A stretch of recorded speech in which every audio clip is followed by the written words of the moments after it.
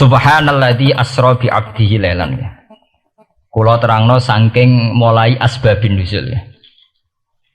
Rata-rata ulama itu berpendapat bahwa asal mula Isra itu sebagai hiburan ya.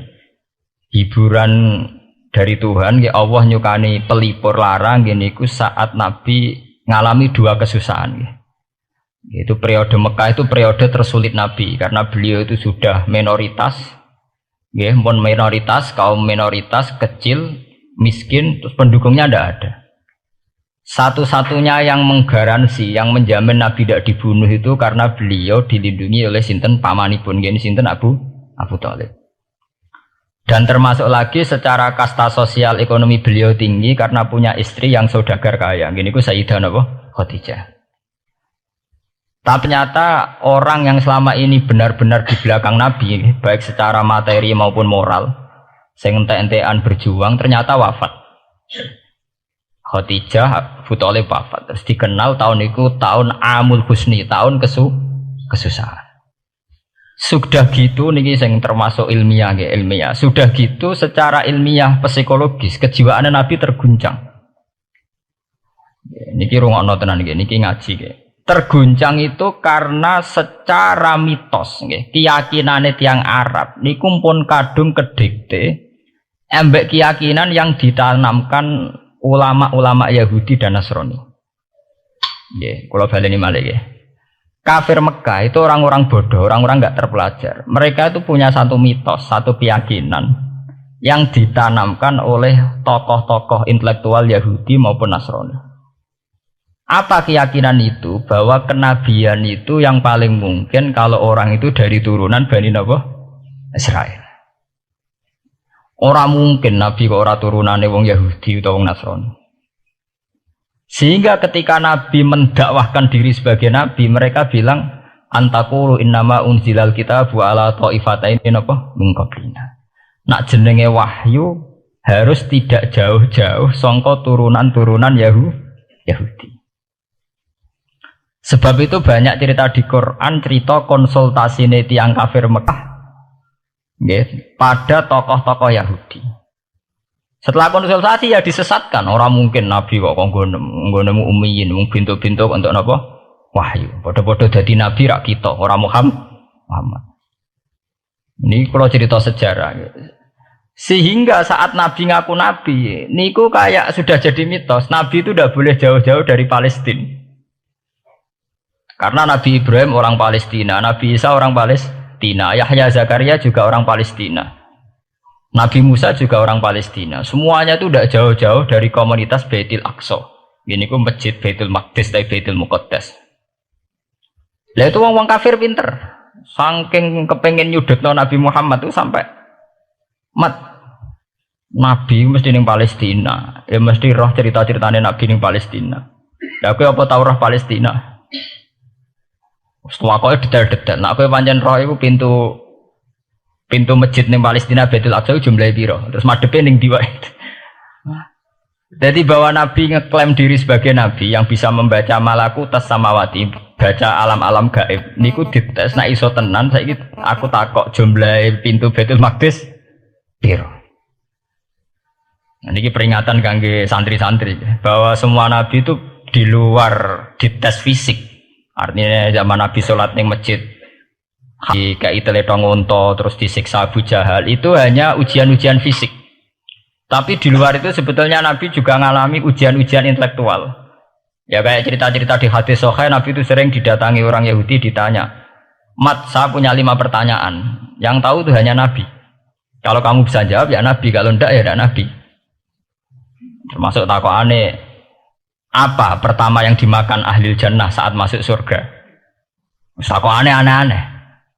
Terus kenapa anak itu kok kadang mirip bapaknya, mirip ibunya? So takokane aneh-aneh. Dan itu berlanjut terus sampai Nabi di periode Madinah. Nah sebab itu Nabi itu secara intelektual itu diasah Tuhan lewat proses Isra. Di mana Nabi saat itu secara fasih bisa menjawab jumlah pintu Masjid Aqsa sekian. Perilaku Nabi Musa begini, wajahnya Nabi Musa begini, wajahnya Nabi Ibrahim begini. Sampai di hadis-hadis sahih Nabi bisa menjelaskan detail. Nabi Musa itu rambutnya kayak ini, wajahnya kayak ini, ada mutiwal. Itu detail sekali Nabi. Sebab itu di sini diterangkan oleh Imam Suyuti, peristiwa Isra adalah peristiwa di mana Nabi berjumpa para sinten Nabi.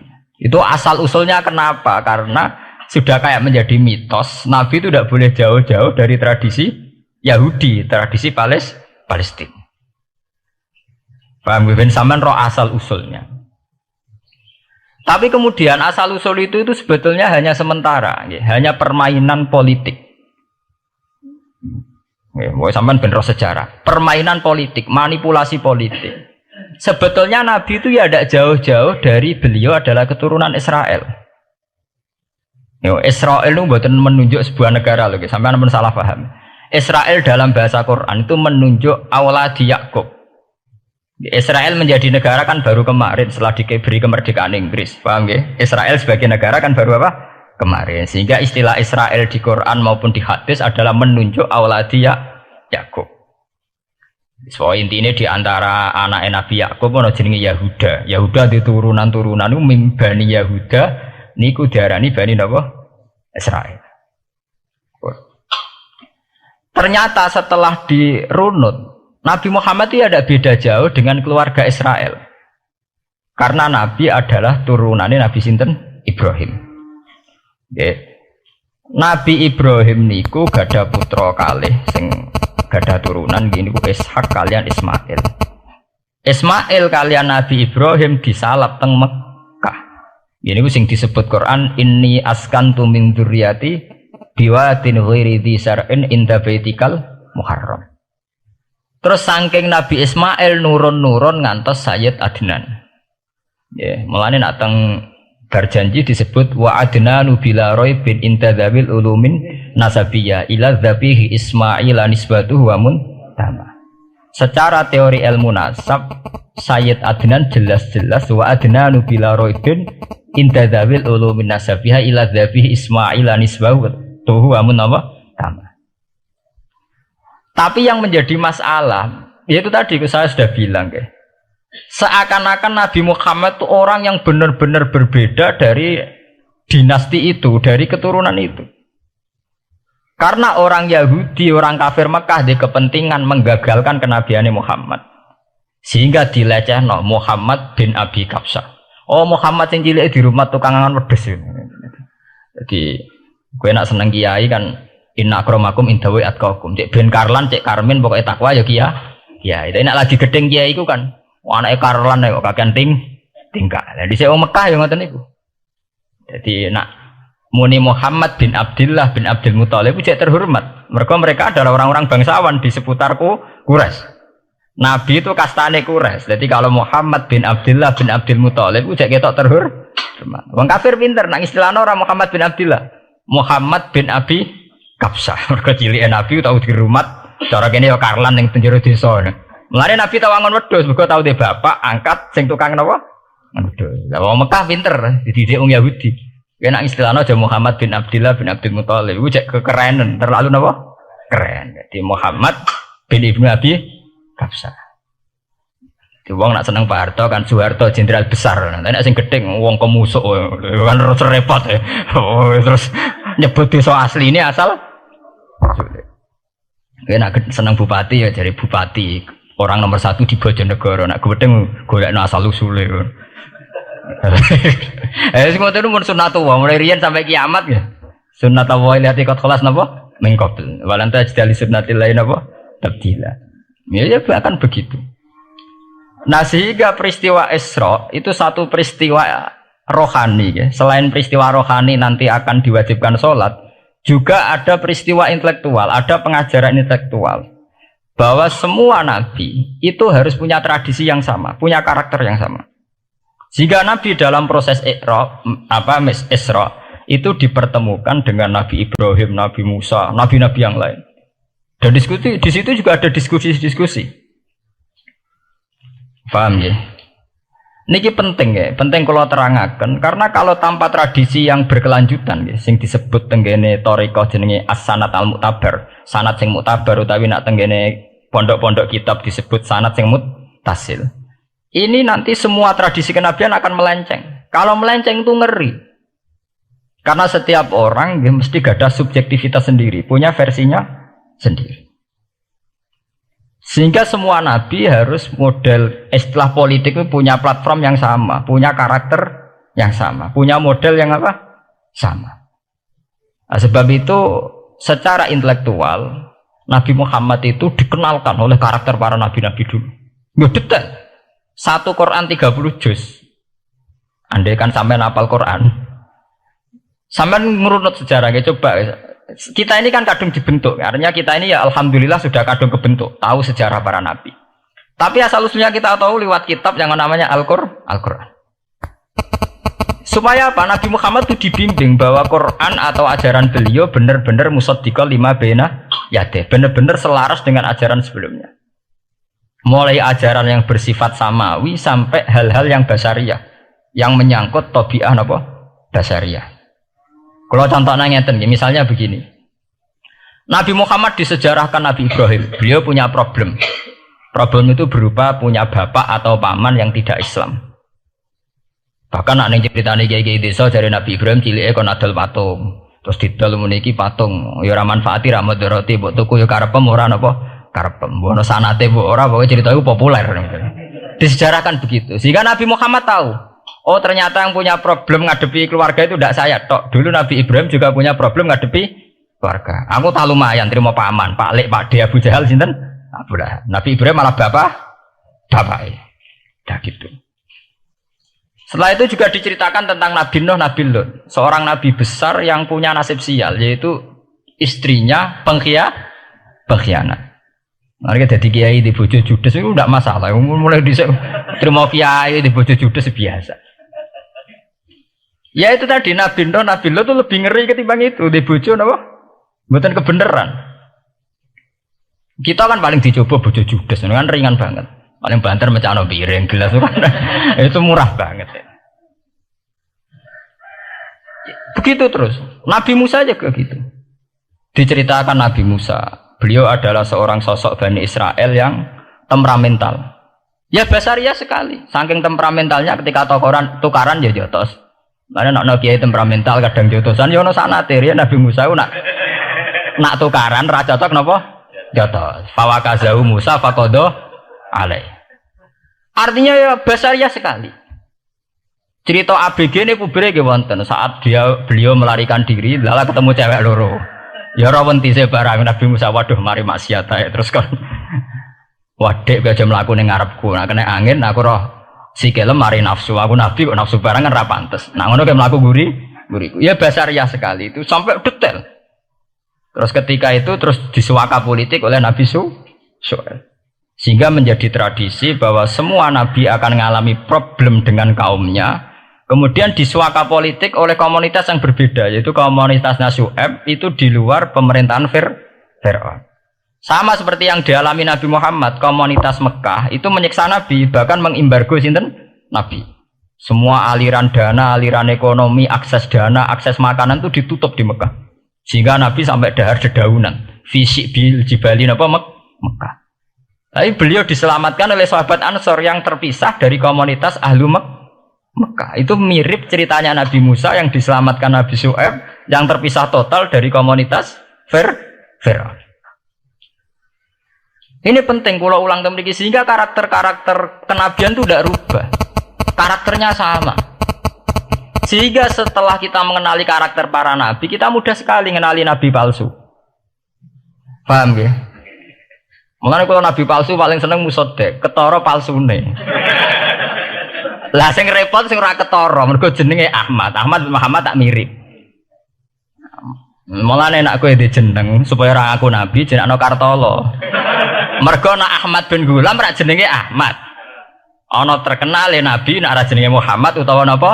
Ahmad. Mulane Ahmad bin Gulam pas ngaku nabi pengaruhnya gede mergo mirip. Mulane kula wingi takoki mahasiswa Jogja, Gus, cara jeneng Jawa mbek Arab apa iki? Nak trene akeh nabi palsu apik Jawa lah Kartolo. Karena secara kriteria kenabian ndak akan masuk. Nak anak jenenge Kartolo atau Karmin itu ndak akan masuk kriteria wong sing bakal dadi nabi. Lah anak jenenge Ahmad tak mirip-mirip nabi. Oh Ahmad Hulam bin Mirza wani ngaku nabi mergo jenenge Ahmad. Musaddiq ya mergo musaddiqal lima bena ya kan. Lah anak Kartolo, Karmin, Karlan agak ono. Mulane saiki sing jenenge Jawa kudu syukur. Akan terbebas dari mengaku napa? Nabi. Lho syukur kan gak akan salah. Di barokah sampean jeneng Jawa, orang-orang ngaku napa? Nabi. Selamat. Kudu syukur. Paham ya? Tidak apa-apa, itu harus dinikmati.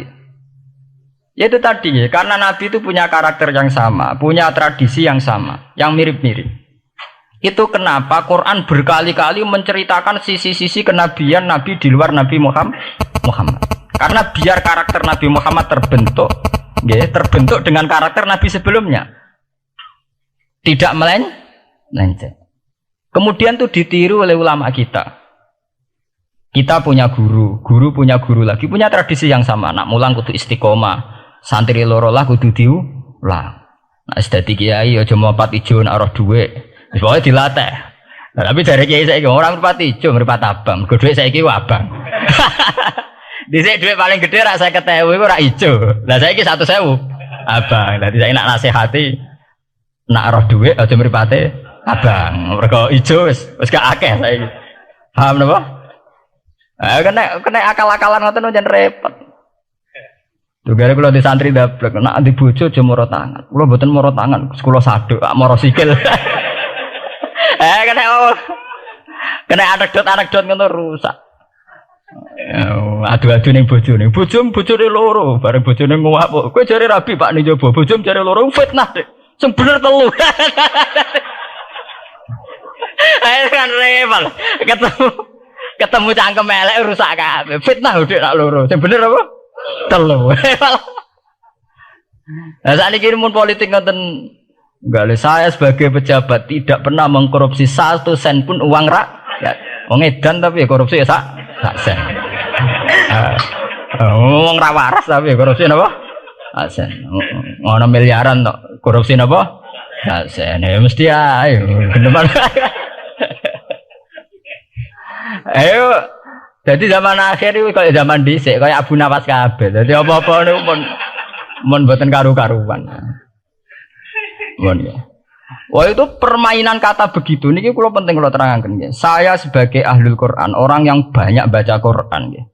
Itu kita akan tahu betul betapa parahnya nggih atau akibat negatifnya dari permainan kata itu. Dan itu dilegalkan Quran, disahkan Quran dalam beberapa ayat. Yaqulun apa yuriduna ayutfi'u nurallahi bi afwahihim. Orang-orang Yahudi, Nasrani, kafir Mekah itu ingin sekali membunuh Islam lewat permainan kata bi afwahihim. Yaitu tadi misalnya kalau Muhammad bin Abdullah bin Abdul Muthalib itu kelihatan keren karena masih Bani Quraisy. Tapi kalau diistilahkan Muhammad bin Abi Kabsah, wah Muhammad sing anake Karlan iku iku ora ummiyin. Balik dadi wong alim terus diistilahno bapakmu sing cilike iku angon wedhus iki. Ya terus repot terus ajur kah? Kabeh. Itu bi afwahihim. Efektivitas bi afwahihim itu sampai tenggene Tarikh Suyuti wonten keterangan wa min dzalika irtadda jam'un minas sahabah. Dari permainan kata yang ditanamkan orang Yahudi itu sampai banyak sahabat yang murtad. Istilahnya itu jam'un minas sahabah. Meskipun setelah murtad itu ya divonis tidak sahabat. Misalnya menyangkut nasa mansuh. Orang Yahudi pinter, du'afaul muslimin, orang-orang muslim yang imannya masih lemah. Delok le nabimu, wong kok pelin-pelane ngono. Dhisik Ka'bah madhep Baitul Maqdis. Iku wis bener iku, mergo kiblate Nabi Musa. Nabi-nabi dhisik kiblate Baitul Maqdis. Nah saiki gara-gara dekne kangen keluargane banyak dekne cak Mekah, saiki kangen Mekah. Terus kon manggon omahe buyut-buyute. Dan saiki kiblat diadepno omahe buyut-buyute. Kangen-kangene dhewe tunggu urusan kiblat. Jadi pas Nabi itu masih di Medina. 16 bulan Nabi sholatnya madhep Baitul Maqdis. Suatu saat tok wahyu falanu walliyana kiblatan tarduha. Fawalli wajhaka satral Masjidil Haram. Sakniki kan madhep teng Mekah. Sajane iki normal saja. Artinya normal ya normal. Tapi orang Yahudi memanipulasi bahwa itu fakta bahwa Muhammad itu memimpin agama dengan cara tradisinya sendiri. Mergo dekne kangen keluargane ra iso muleh. Terus salat madhep daerahe dhewe. Nggo pelipur lar. Ya jare sahabat sing duafal muslimin diangen-angen ya iya.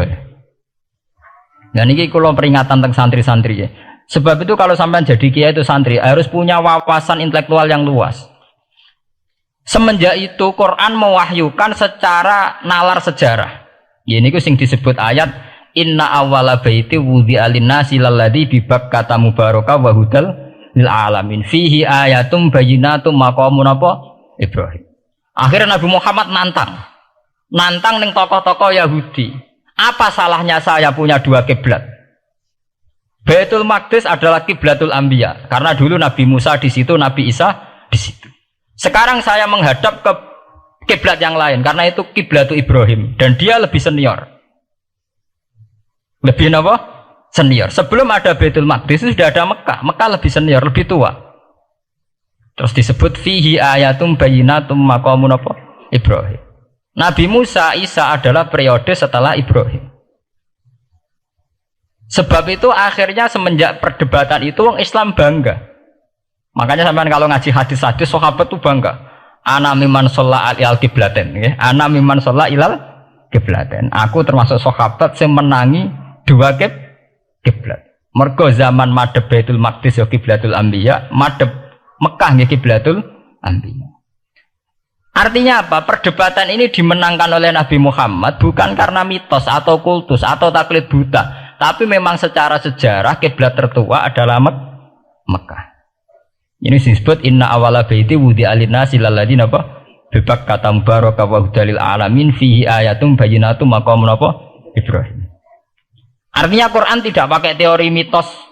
Pokoknya Nabi ini saiki aku ya terserah aku, itu tidak begitu. Paham ya? Tapi diterangkan secara kesejarahan bahwa asal usul Mekah jadi kiblat itu rasional sekali. Bukan karena Nabi orang Mekah mboten, memang dulu-dulunya Nabi Ibrahim berkiblat di situ. Jika Quran jawab inna awwala baiti wudi'a lin-nasi lalladzi bi Bakkata mubarakah wa hudal lil alamin. Terus kula bolak-balik masalah Isra ya. Niku masalah-masalah yang selain pelipur lara itu ada petualangan intelektual, petualangan ilmiah. Di mana Nabi Muhammad diperkenalkan oleh Allah, ya, diperkenalkan watak para nabi, pilihan hidup para nabi, bahkan tradisi-tradisi para nabi. Sehingga mangke teng hadis sahih wonten keterangan saat Nabi nyancang atau menambatkan khimar atau buruk itu ya di batu yang dulu dipakai para nabi untuk nyancang napa khimar. Jadi tradisi itu dimulai dari barang-barang sepele. Carane nyancang buruk kowe Nabi mirip sama dengan nabi-nabi yang apa? Dulu. Terus memulainya Mi'raj juga sama dengan nabi-nabi dulu.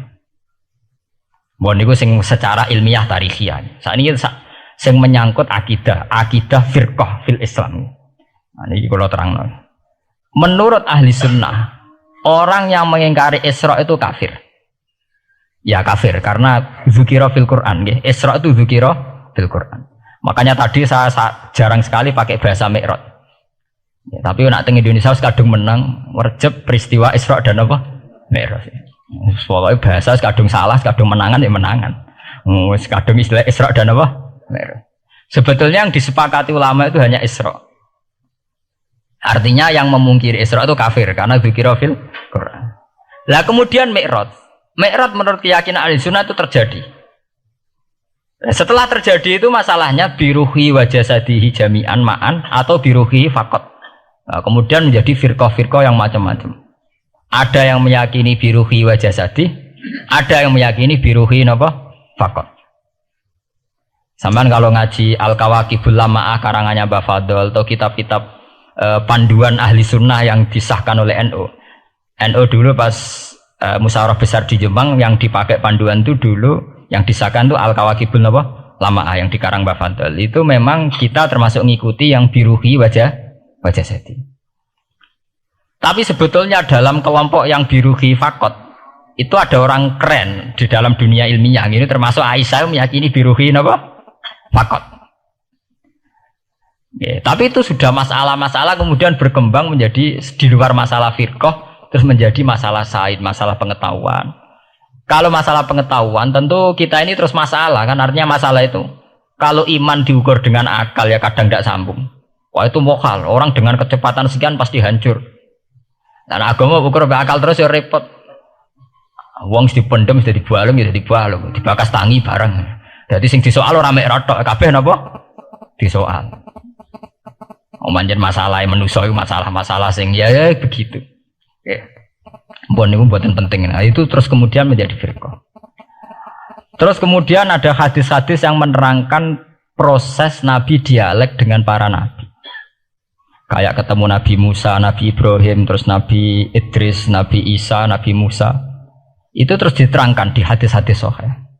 Ini kalau balik tentang keterangan wau, sebetulnya pertemuan-pertemuan ini itu dimaksudkan Nabi biar punya tradisi yang sama dengan nabi-nabi sebelumnya. Karena ini penting ya. Sama nek sira rasane dadi kiai. Niku krasa banget. Misalnya kita akan dididik ala pesantren misalnya. Kita punya kiai-kiai yang punya tradisi. Misalnya nak rawong nakal, wong minum, astagfirullahaladzim, wong kok ngono kan gitu. Ya hanya begitu. Sehingga wis kaya identik angger kiai NU atau amalia NU iku rawani naboki wong sing nyabu. Ya rawani nyaduki wong sing lagi minum. Kemudian itu dianggap satu kekurangan atau apa, walhasil kemudian lahir kayak FPI, orang yang tidak menerima metode itu. Tapi sudah kayak ada janjian tuh begitu. Kiai paling anti kemungkaran lah itu. Masa kiai paling kerengo sapa mbok terkenal kerengo.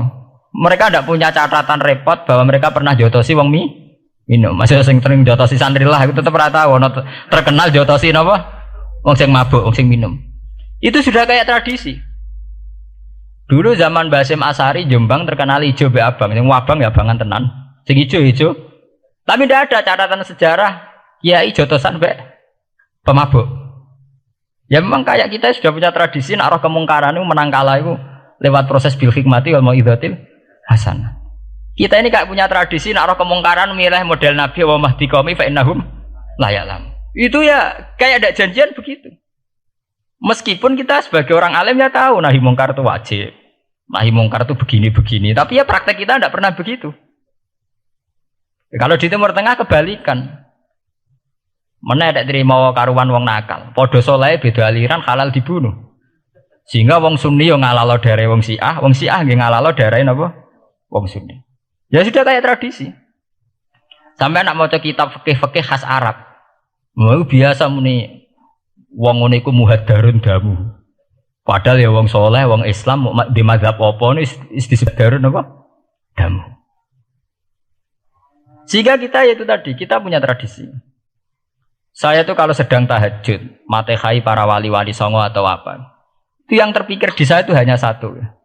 Agama Islam itu lahir lewat Quran dan hadis.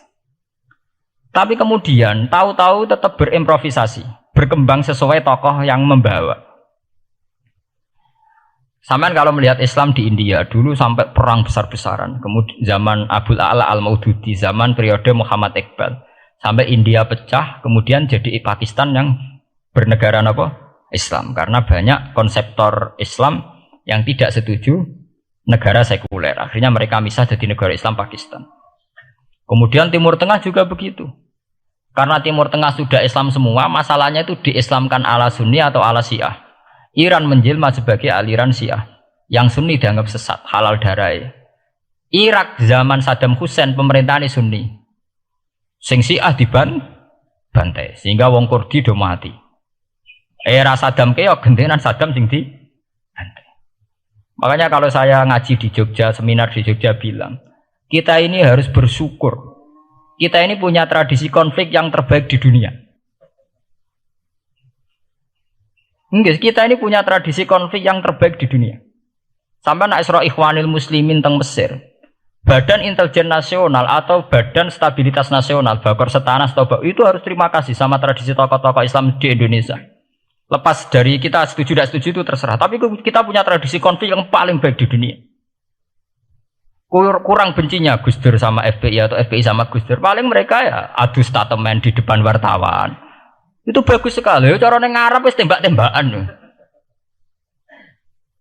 Kita punya sejarah. Secara pesantren saya itu punya sejarah panjang.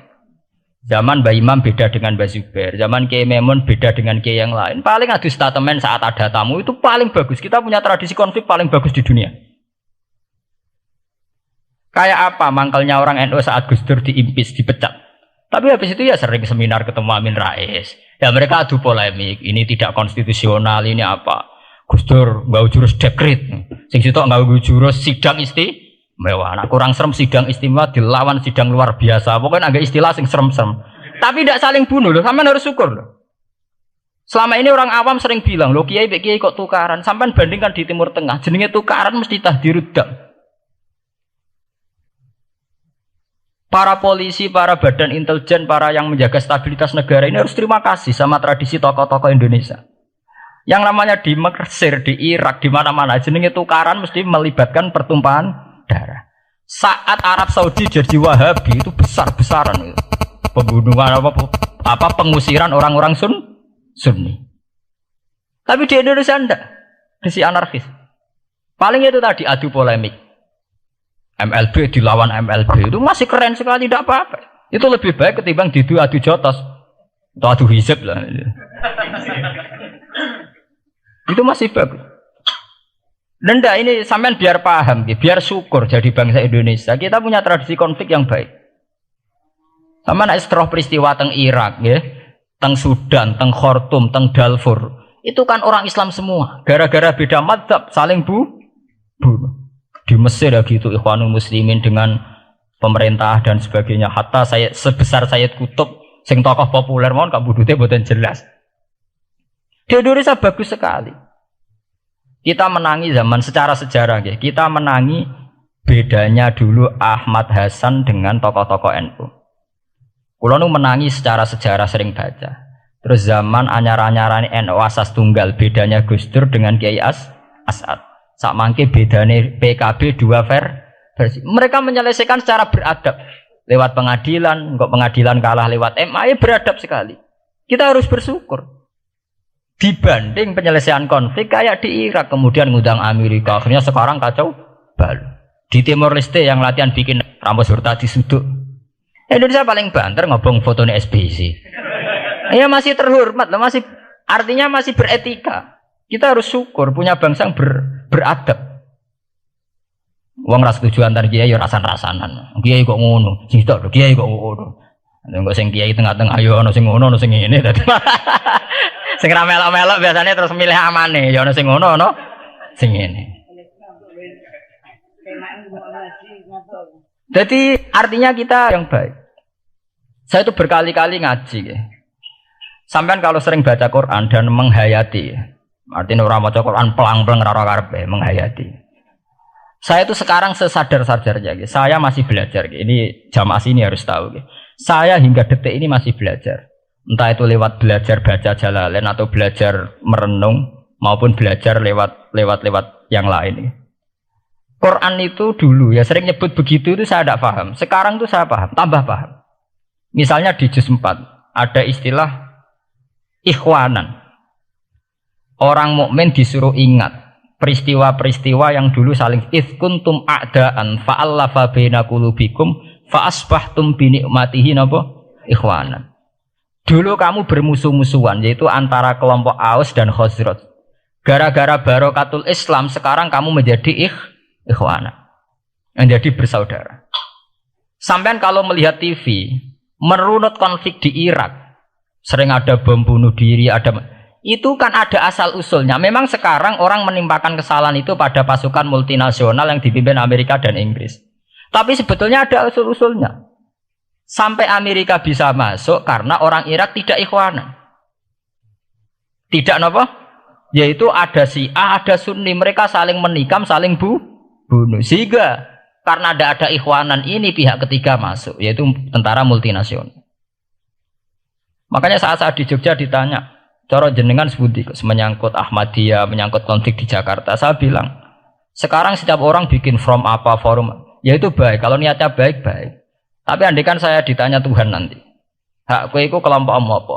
Pokoknya anggar NU atau Muhammadiyah ajak mayoritas, kamu milih salah sitok itu. Bukan karena mau saya oportunis milih yang besar, itu lebih baik, lebih maslahat. Karena kalau setiap orang merasa benar bikin kelompok sendiri akan menjadi kelompok banyak.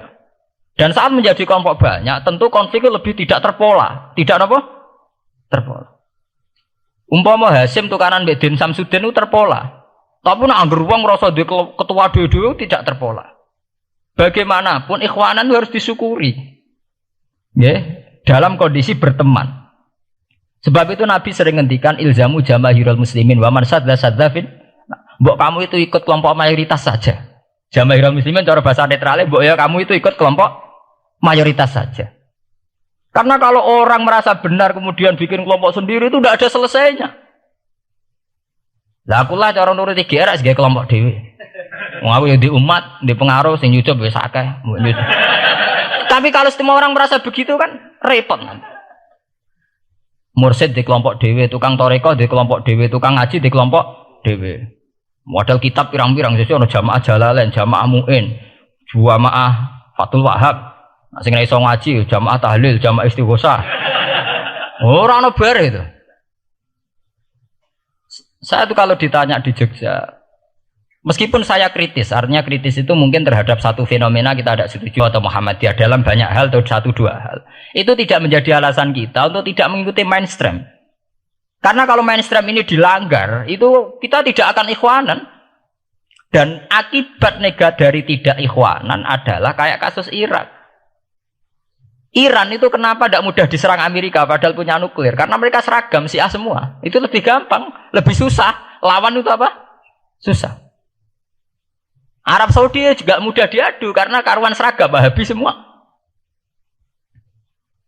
Kita tidak bicara itu ya akidah. Mungkin kamu bisa debat Wahabi itu benar apa enggak. Tapi karena relatif aman, nggak diacak. Indonesia juga gitu. Kenapa tidak banyak konflik? Karena orang itu Islamnya kalau udah NU ya Muhammadiyah. Buat cocok-cocok, boleh milih. Itu lebih mudah. Ketimbang ada faksi-faksi baru, kemudian stabilitas menjadi tambah kacau.